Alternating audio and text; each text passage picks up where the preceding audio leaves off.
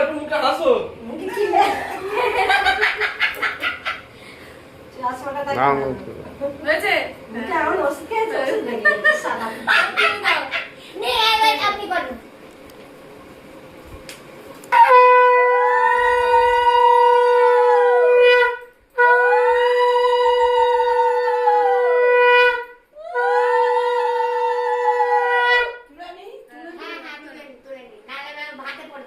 আবার শনিবারে এই ঘরে বসবে কিসে তোমার ঘরে বসবে না না এবার সন্ধ্যাবেলা